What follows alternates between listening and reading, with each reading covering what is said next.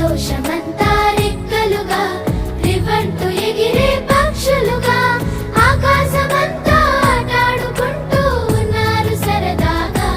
ఒకరేమో సీను ఒకరేమో చున్ను కలిసారే ప్రాణంగా కురిసారే వర్షంగా. పాటేమో సీను ఆటేమో చున్ను ఒకటై ఎదిగారే మధురంగా.